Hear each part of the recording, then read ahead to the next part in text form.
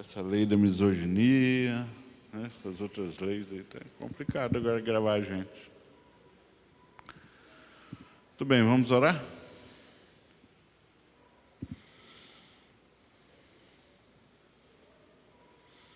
Isaías, ora para a gente, por gentileza. Senhor Deus maravilhoso, Criador do céu e da terra, tua presença nos encontramos mais uma vez, Senhor, privilegiados, Senhor, podermos te chamar de Pai, Senhor, podermos ouvir a tua palavra, Senhor, podermos, Senhor, compartilhar, Senhor, em nossos corações e nossas mentes, Senhor, inclinados, Senhor, a cumprir os teus desejos, teus desígnios, Senhor, pedimos mais uma vez, Senhor, tua bênção, tua graça, a unção, Senhor, sobre a vida do pastor Arnaldo, que possamos, Senhor, aprender mais nessa manhã, que o Santo Espírito continue, Senhor, nos ungindo, nos dando a graça, Senhor, para colocar em prática isso que aqui aprendemos. Louvamos, Senhor, pela vida de todos aqui, Senhor, que puderam estar, os que aqui estão, Senhor, aqueles que não puderam estar, Senhor, que possa também guardar, Senhor, o espaço deles. No santo nome de Jesus, desde já gratos, pedimos, Senhor, amém.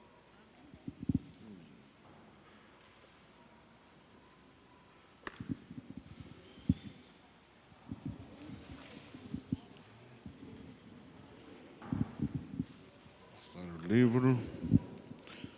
Hoje a gente tem que encerrar essa lição 16, hein? Não é mesmo? Estou nela já há muito tempo. Então hoje a gente fala sobre a última oração de Jesus feita na cruz. É Lucas 23, 46. Lucas 23, 46.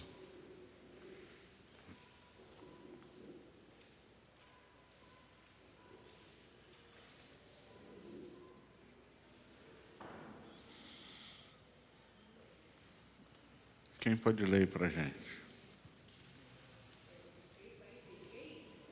46. Lucas 23, 46.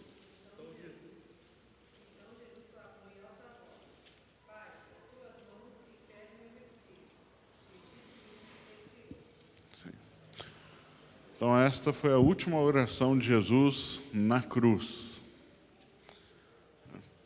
Às vezes a gente não pensa nela como oração, mas é uma oração de entrega, de rendição.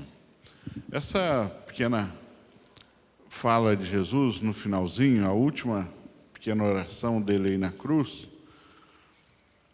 é a oração que fecha o ciclo da obra redentora expiatória na cruz, faltando apenas em seguida depois a ressurreição ali, que é, na verdade, uma outra etapa. A redenção é conquistada aí. Ele já havia consumado a obra redentora, na frase que ele disse anteriormente, né? Mas aí não é uma frase dirigida necessariamente a Deus, então não é uma oração. Quando ele diz, está consumado. Então, uma vez consumada a sua obra redentora na cruz, agora o Cristo homem, né, o Deus homem está pronto para concluir isso, literalmente expirando, como Lucas usou ali o termo. Os tradutores traduziram assim, expirando. E Jesus, então, entrega o Espírito ao Pai no momento em que percebe que falece, está falecendo. Essa pequena frase, ela é muito significativa para a gente, como uma última lição de Jesus aos crentes com relação a como lidar com a morte. É uma circunstância que possivelmente todos nós vamos passar. E todos os crentes antes de nós já passaram. Aquele momento em que, a menos que tenha sido uma morte muito traumática, acidental, nós estamos conscientes de que vamos falecer, né? E a reação a ação e reação de Cristo diante dessa certeza foi a de fazer esta pequena oração. As últimas palavras de uma pessoa são sempre muito significativas. Não é? As últimas palavras de alguém nem sempre são bem escolhidas, mas são significativas quando são conscientes. Na história, muitas pessoas tiveram suas últimas palavras registradas e nem sempre elas são admiráveis. Mas alguns, sim. Lutero fala exatamente como Cristo. Na biografia de Lutero, disse que no leito, já prestes a falecer, Lutero também disse isso. Deus, nas tuas mãos entrego o meu espírito, tu, meu Redentor, que me salvaste. E morre. É muito significativo isso, porque diante da realidade da morte, as pessoas não têm mais nem forças, nem obrigação de fingir nada, não é? De tapar nada. Então, normalmente, os corações se revelam na inteireza do ser. O filósofo Aristóteles mesmo disse, né, que ele no leito também, como gastou a vida inteira em busca da causa primária de todas as coisas, ele, ao perceber a iminência da morte, diz: causa causar o miserere mei. Causa de todas as coisas, tem misericórdia de mim. E falece. Ele morreu sem encontrar essa causa de todas as coisas,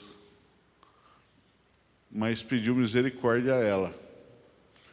Então, de algum modo, Aristóteles reconhecia que a causa de todas as coisas seria capaz de exercer misericórdia, portanto, ele entendia que essa causa era pessoal, não era uma energia ou algo impessoal, mas ele acabou admitindo que era algo pessoal no final, embora não o conhecesse.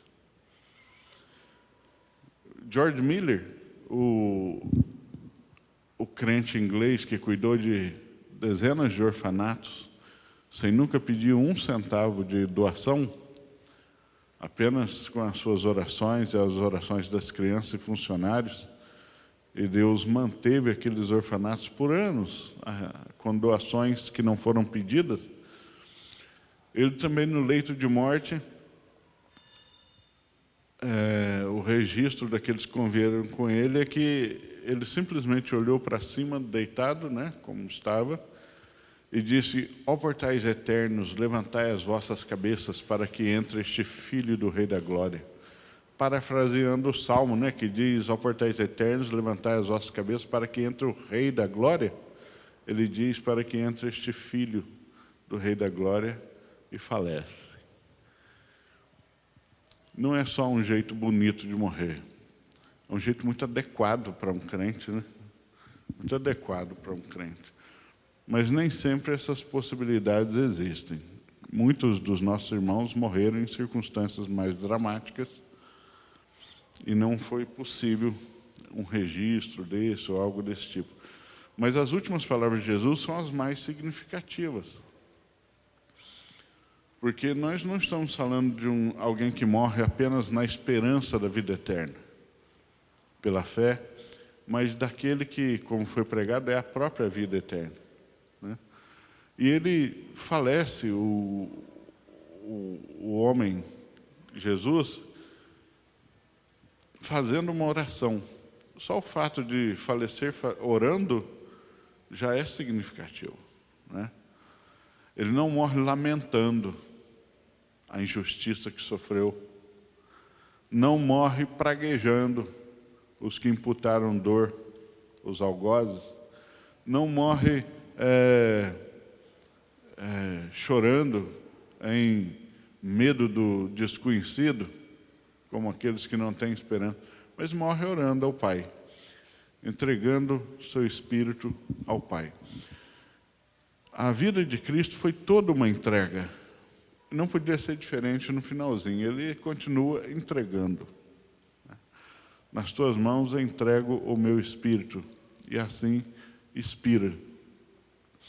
O que fica para nós dessa pequena oração de Jesus é a lição de que a morte não é capaz de anular a nossa fé, muito menos de impedir que o nosso espírito, ou a nossa alma, né, como queira, chegue aonde tem que chegar, que é nas mãos do próprio Deus. A morte não tem o poder de deter a salvação de Deus. Pelo contrário, né? A salvação é exatamente a anulação da consequência da morte. Como nós já dissemos, quando a morte entrou na história humana como punição dos pecados. A morte foi um decreto divino. Deus decretou a morte. Lembram? No dia em que dela comeres, certamente morrerás. Foi um decreto divino. A morte é um decreto divino como pena para o pecado, como consequência do pecado. E os homens que morreram sempre morreram em consequência do pecado, menos aqueles que morreram crentes. A morte de um crente não é mais punição do pecado. Por quê? Porque todo o pecado desse crente já foi pago por Cristo na cruz. Se foi pago por Cristo na cruz, esse crente não está sob a lei do pecado, portanto, a morte já não é mais digna a esse crente. Então, o crente, quando falece, falece não por consequência dos seus pecados, mas falece como a última maneira de se identificar com o seu Senhor na terra. Cristo morreu, né, indevidamente, porque a morte não era própria para ele, porque ele nunca pecou, mesmo assim ele morreu nesse mundo por amor à glória do Pai. Nós também, como crentes, mesmo que a morte não seja mais merecida por nós, por não sermos mais reféns da consequência do pecado, por causa da obra do próprio Cristo, né, e não por méritos nossos, então nós também morremos exatamente como Cristo, apenas para a glória do Pai, em identificação. E, na verdade, de algum jeito, Deus tem que ir levando os seus para o céu, né? E faz isso por meio da morte também. Então, a morte do crente não é uma punição. A morte do crente é promoção, né? E é Deus dando a graça ao servo dele de, mesmo na morte, continuar testemunhando do seu Senhor. É para isso que serve a morte de um crente. Para mais nada além disso. Já a morte do incrédulo é diferente. A morte do incrédulo, ela tem realmente que ser lamentada com desespero, porque é isso que ela significa, né? O desespero da consequência do pecado.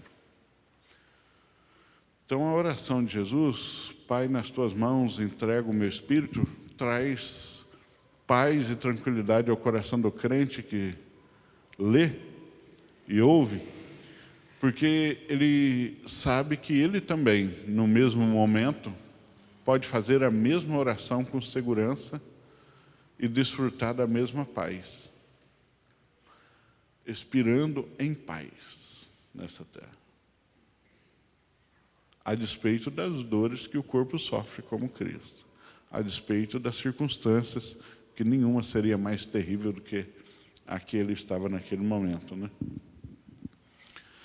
Então, essa última entrega, esse último ato de entrega, esse último ato de testemunho, esse último ato de fé na terra, ele é possível e essa oração de Jesus garante isso ao crente. Ela faz um bem para nós, tanto espiritual, como emocional e como relacional, porque é ao Pai que ele entrega. É ao Pai que ele entrega, não entrega a nenhum outro que não seja o próprio Pai, da mesma maneira que nós, né? Isso fica claro em outros textos também, mas essa oração é a cereja do bolo desse assunto. Não há nenhum outro texto que nos deixe tão confortáveis diante da terrível verdade da morte do que essa pequena oração de Jesus. Não é mesmo? O que vocês acham? Pode falar.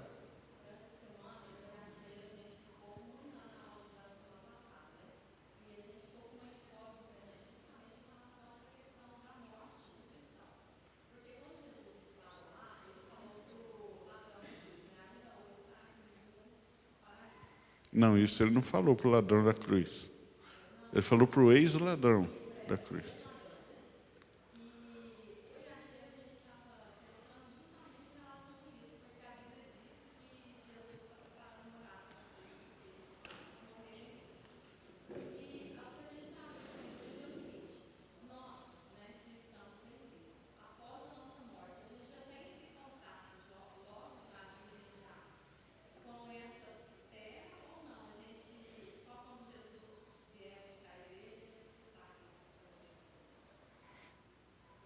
E aí, o que você acha? Fala. E aí, qual é a sua resposta? Se eu entendi bem, você quer saber se o desfrutar das moradas celestiais é imediato após a morte? Não sei. O que eu sei é o seguinte, eu sei que se desfruta da presença gloriosa de Cristo já. Isso a Bíblia nos assegura. A Bíblia deixa claro que o crente, quando morre, é levado pelos anjos para o seio de Abraão. Numa linguagem dos judeus da época, significa vai direto para o céu, né? Vai direto para a presença de Deus. Então, todo crente falecido, que já faleceu, nós temos que entender duas coisas aqui antes de entrar nesse assunto. Primeiro, que nós que estamos aqui, estamos falando desse assunto aqui, na terra, dentro do tempo. Quem já está na eternidade está fora do tempo. A eternidade é fora do tempo, ela não pode caber dentro do tempo. Ela é infinita, né? O tempo é que pode até caber em algum lugar da eternidade. Nós estamos falando disso aqui, então a nossa mente sempre pensa condicionada a tempo e espaço. Então, aqueles nossos irmãos que já faleceram, eles já estão em eternidade. Estando em eternidade, pode ser que eles já desfrutam de tudo que foi conquistado.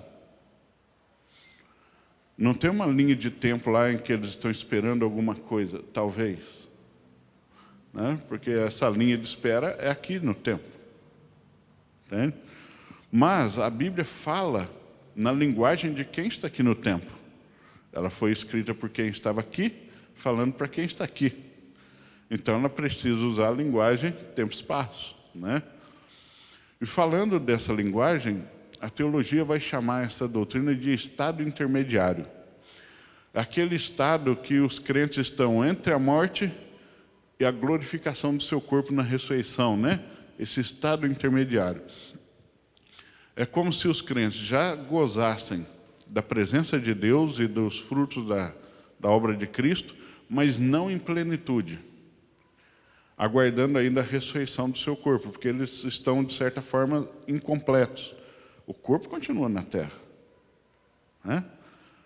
Como diz Eclesiastes, o seu corpo volta ao pó, mas o seu espírito volta a Deus.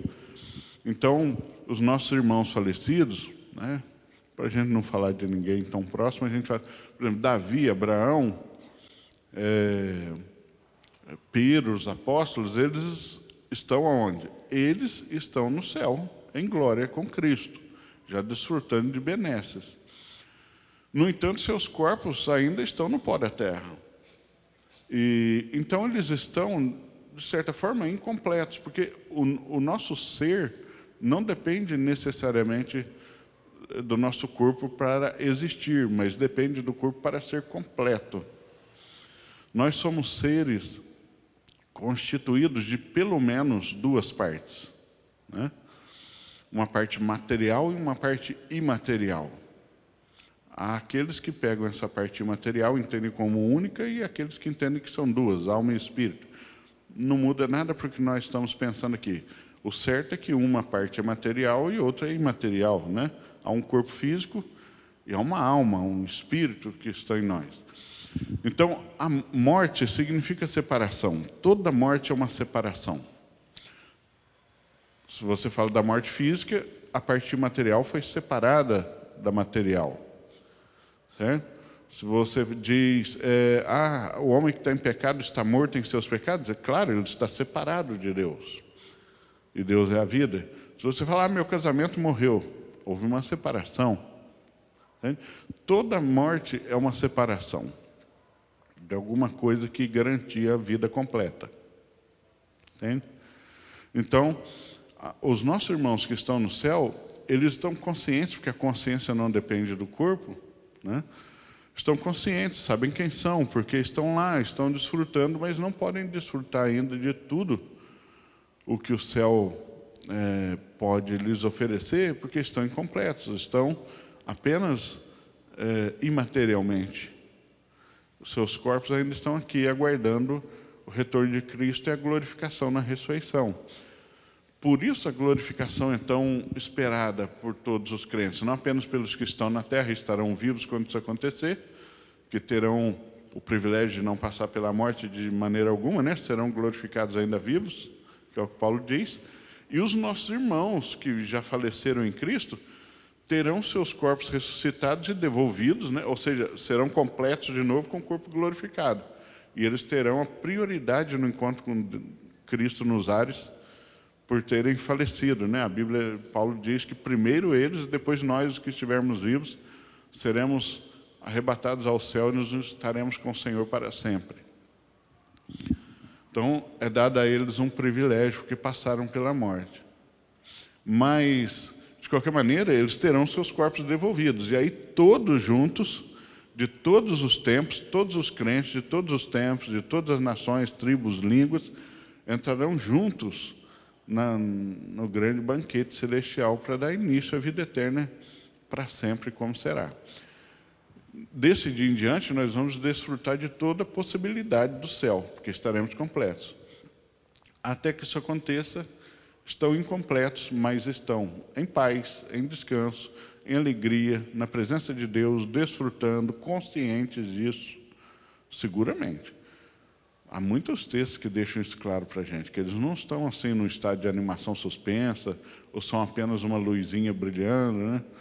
Não, são pessoas que estão lá. Você vê que no rico e o Lázaro, Abraão representando todos os crentes no céu, né? E representando até mesmo o próprio Deus ali, ele está lá, podendo ser reconhecido. Na transfiguração de Cristo, Moisés aparece, diferente de Elias, que não passou pela morte, Moisés passou, e ainda assim ele aparece, consciente, conversando com Cristo. Né? Você tem diversas coisas desse tipo. Então, os crentes estão no céu. Se já desfrutam de tudo, essa medida do que desfrutam e ainda não, nós não temos como saber. Mas já desfrutam de grande porção do que a salvação lhes concede, mas não de tudo. O tudo mesmo é deixado para ser descortinado no dia do grande banquete, né? Aí vai ser apresentado para a gente toda a possibilidade mesmo da vida eterna. Mas até lá, como seus corpos estão aqui, da mesma maneira o inferno. Porque o inferno, ele é só uma contraparte do céu. Se alguém não acredita no inferno, não pode acreditar no céu. Porque o inferno é exatamente tudo que você crê do céu, você tem que crer do inferno ao oposto. Né? Então, as pessoas que faleceram sem Cristo também estão incompletas no inferno. Seus corpos continuam aqui também. Voltaram ao pó exatamente como o dos crentes. Só que eles também já estão em tormento. Como o texto do rico Lázaro deixa claro, né? Pede a Lázaro que molhe a ponta dos dedos em água e me refresque a língua, porque estou atormentado nesta chama, ele diz, né? E todas as parábolas, muitas que Jesus disse, será lançado onde há choro e ranger de dentes. Ou seja, os que faleceram sem Cristo já estão em tormentos, mas ainda não sofrem todos os tormentos possíveis, porque estão sem o corpo. Mas quando Cristo voltar, eles também ressuscitarão, mas não serão glorificados, né? receberão os corpos de volta e receberão a sentença permanente e voltarão para o inferno com o corpo. Aí o tormento ainda é maior. Né? Com o corpo. Por isso que Jesus falou, não temam aquele que pode matar o corpo, mas aquele que pode lançar no inferno tanto o corpo quanto a alma. Falando do próprio Deus, não é Satanás que faz isso. Satanás não lança ninguém no inferno. Ele não tem autoridade para lançar ninguém no inferno. É Deus quem faz isso. Né?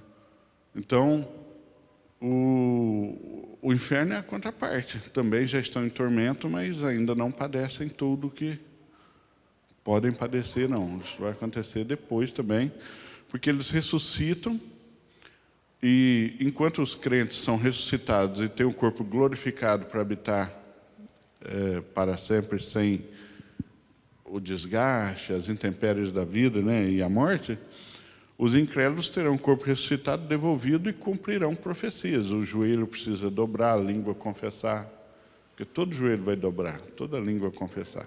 Só que não mais para conversão, apenas para a glória de Cristo, e então receberem do Senhor a sentença eterna. Apartai-vos de mim, malditos, para o fogo eterno, os da fila esquerda, né? Fila da esquerda do trono. E então serão lançados, de fato, pelos anjos no inferno eterno. Então vai ter muita festa de um lado, né, e muita tristeza do outro. Só que absolutamente separados. Essa é uma verdade, né, da Bíblia. Agora, a consciência permanece, eles já estão desfrutando do céu, já estão lá conscientes, estão em paz, em alegria, tranquilamente, isso é seguro. Né? Estão lá desfrutando. Ok?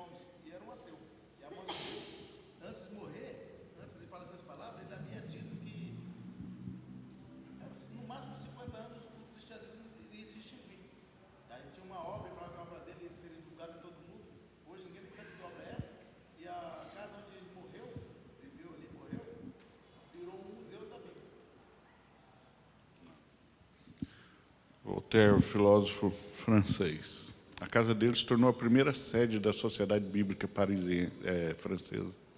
Pastor, sobre os anjos que o senhor falou, né? Eu me lembrei do que aconteceu ano passado com minha avó, que faleceu com 102 anos. E ela se converteu faz muitos anos atrás. Ela é indígena, que o senhor sabe, uma missionária lá dos Estados Unidos que foi levar a palavra para lá. Isso, Batista. E ela aprendeu a ler na nossa língua, mas ela não sabe falar português e nunca estudou. Nessa época ela aprendeu a ler na nossa língua, que passaram a interpretar a Bíblia para a nossa língua. Aí no dia da morte dela, que foi dia 10 de setembro, os pastores que estavam lá, estava tendo um torneio na comunidade. Foi várias pessoas de outras comunidades lá para participar. Aí foram os pastores também, resolveram ir lá orar por ela, porque ficaram sabendo que ela estava muito doente.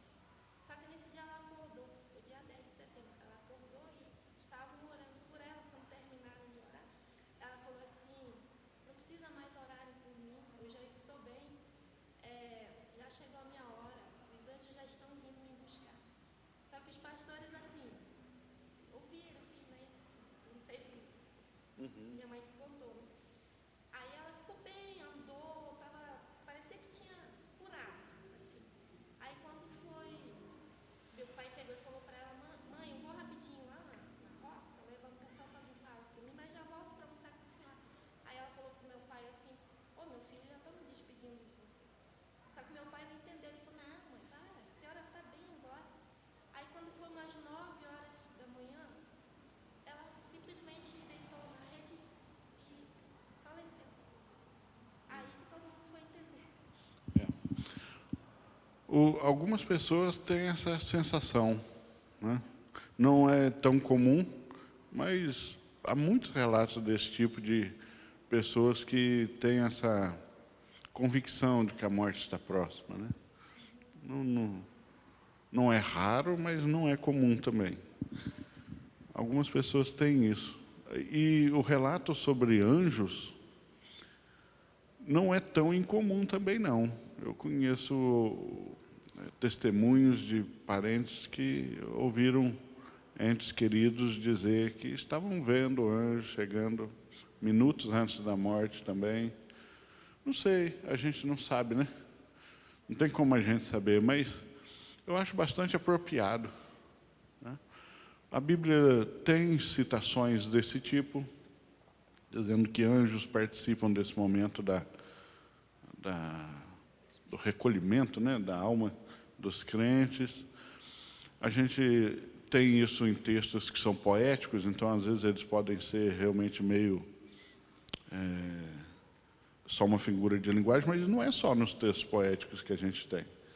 Então parece que eventualmente tudo faz parecer que de fato os anjos costumam participar, né, da busca dos crentes que falecem aqui. Não é nada estranho, já que a Bíblia diz que anjos se acampam ao nosso redor, né? Não é nada estranho ao pensar que os anjos são ministros a favor dos crentes na terra, como diz Hebreus. Então, isso seria muito bom, né? Ter uma carona dessa, né? Já ralou tanto aqui, né? Vai de carona agora, pelo menos, não é mesmo?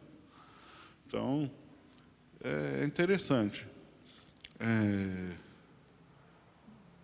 A gente realmente não tem como saber do lado de cá a exatidão sobre essas coisas. Mas nós temos suficiência de informação bíblica, que é o que mais importa, e testemunhal, experiencial, né? Dos testemunhos suficientes para crer que, de alguma maneira, Deus cuida de todo o necessário para que isso aconteça de forma o mais tranquilo possível, né? Por exemplo, John Hus morreu na fogueira, queimado pela Igreja Católica, e morreu cantando louvores. Como é que pode? Isso é insano à lógica. Ninguém, tendo o corpo queimado numa fogueira, ficaria cantando.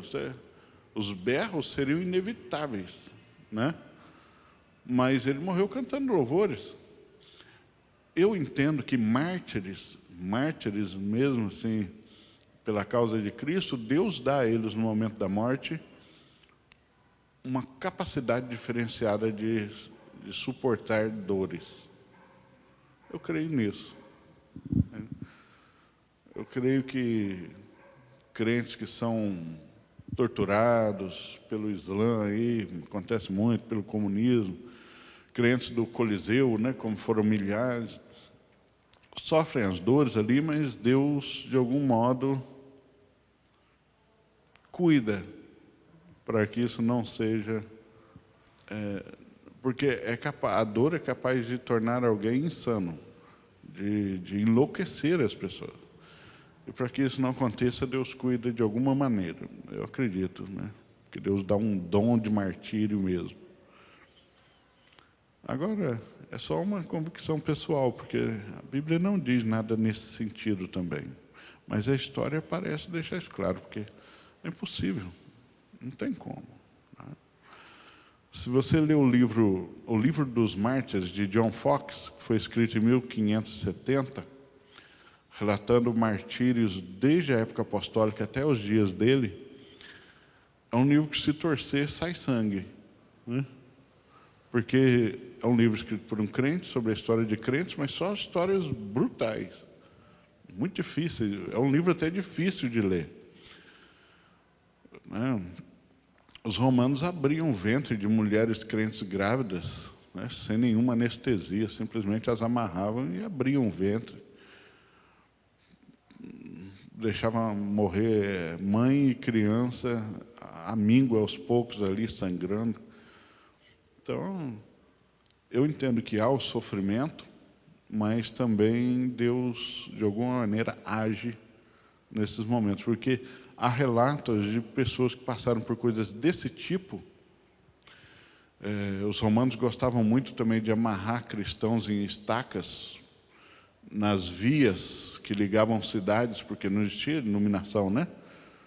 Fincavam postes assim nas estradas, jogavam piche em cima e à noite acendiam para iluminar a estrada para os soldados, queimando corpos de crentes com piche. Você imagina. E há relatos de alguns que morriam cantando louvores, orando. É insano, a lógica não admite esse pensamento. Isso é um milagre. Deus, de alguma maneira, faz coisas desse tipo.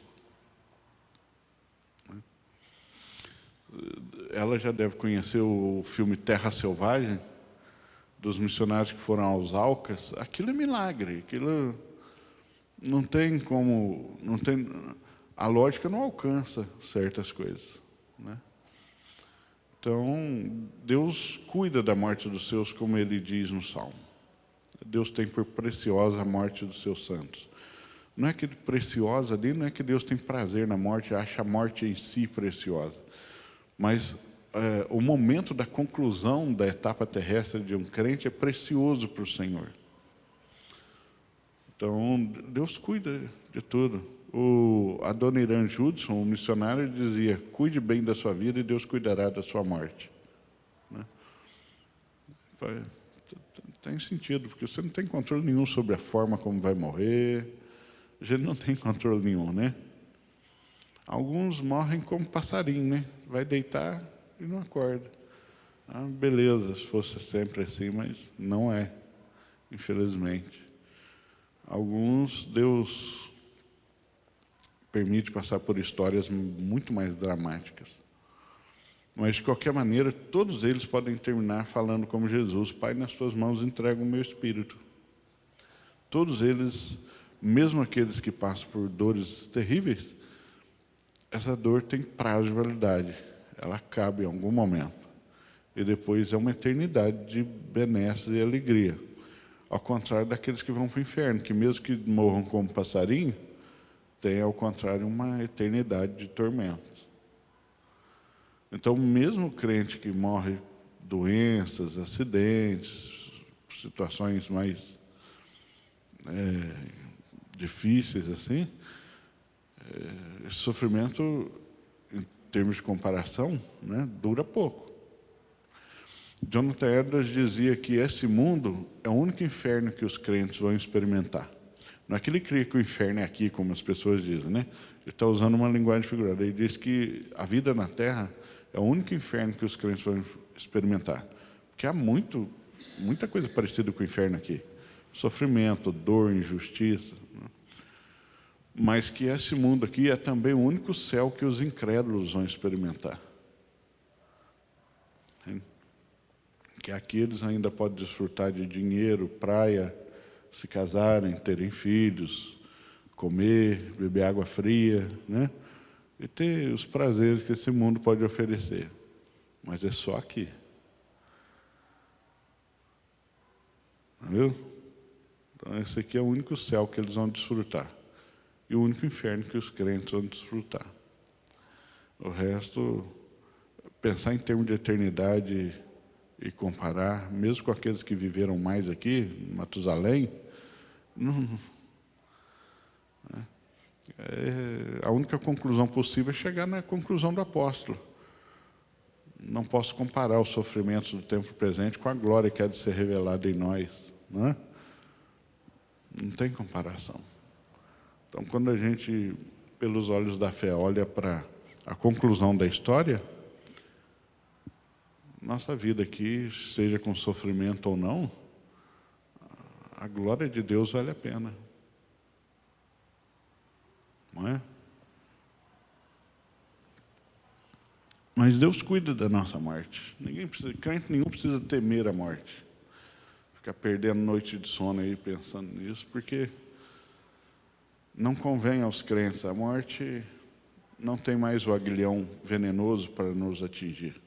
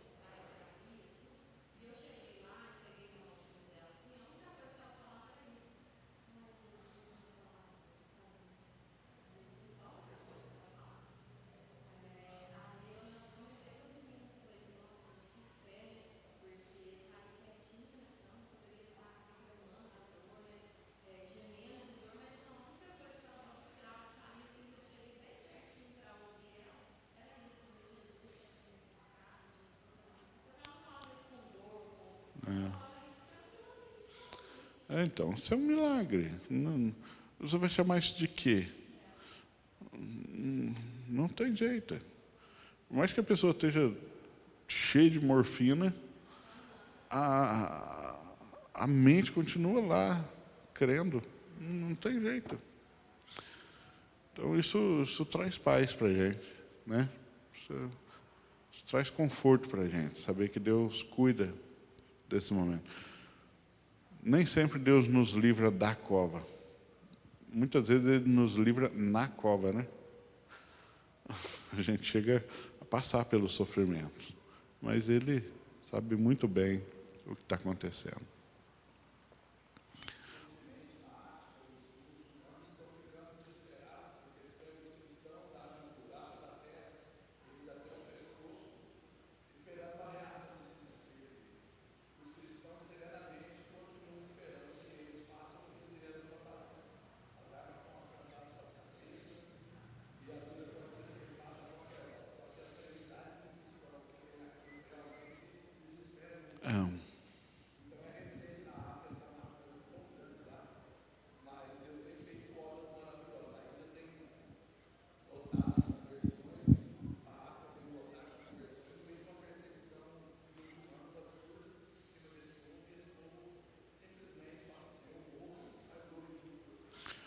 Todos os dias tem irmãos na fé morrendo por causa da fé. Todos os dias. Nós vivemos num lugar que está meio alienado dessa realidade. A verdade é essa. Mas tem irmãozinho aí vivendo exatamente como no tempo do Coliseu. Não é uma história antiga isso.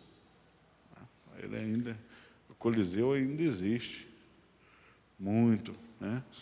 África, Oriente Médio, Ásia, Europa. A Europa está se tornando o local mais difícil para os crentes. E vai se tornar o lugar mais difícil para os crentes logo. Então nós ainda estamos no reduto de paz ainda para os crentes. E nós devemos orar por eles. Devemos orar. Para que não percam a fé mesmo.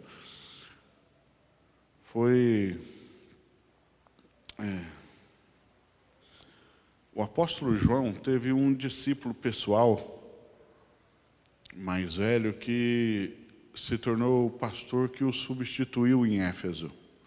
O apóstolo João terminou a vida dele pastoreando na cidade de Éfeso.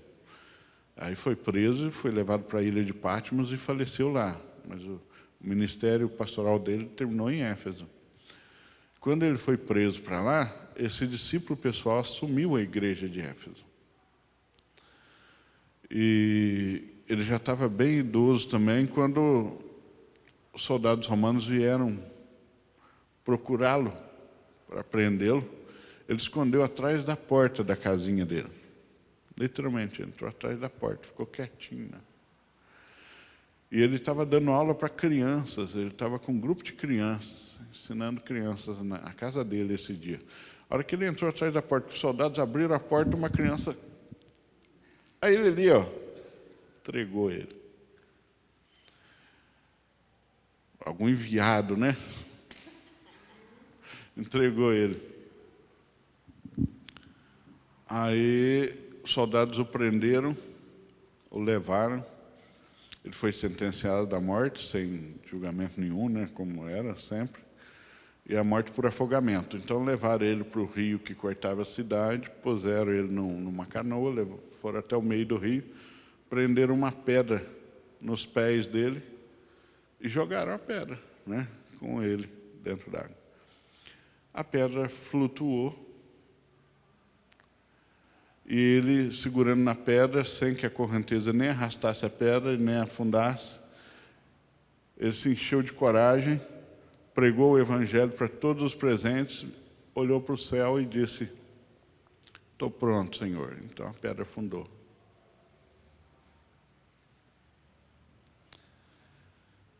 A morte é um momento extremamente poderoso.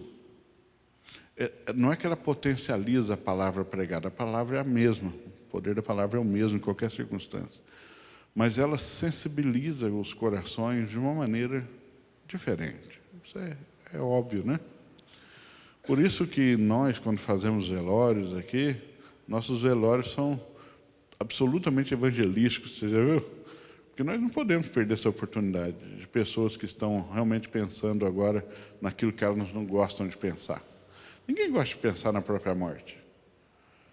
Você não sai por aí, as pessoas estão ali falando: nossa, e se eu morrer hoje? Ninguém está pensando, as pessoas naturalmente evitam pensar em morte, eternidade, evitam pensar nessas coisas. E como disse Salomão, né, é melhor estar onde há pranto e luto do que onde há festa. Lembra que Salomão disse isso? No livro de Provérbios, o que ele quer dizer com isso é exatamente porque o luto força você a pensar em valores eternos. A festa tem coisas passageiras e corriqueiras, né, normalmente. Ele não está desprezando a festa, ele gostava bastante de uma festa, mas o ambiente, esse tipo de ambiente, ele é propício para certas coisas. Os crentes deveriam aproveitar todas as oportunidades que têm, até morrendo, para pregar o Evangelho, né? Quando eu fui me casar, o pastor Alberto virou para mim e falou assim: eu vou pregar no seu casamento. Você tem alguma coisa que você queira que eu fale, ou algum texto? Eu falei: pregue em Hebreus 10, 36.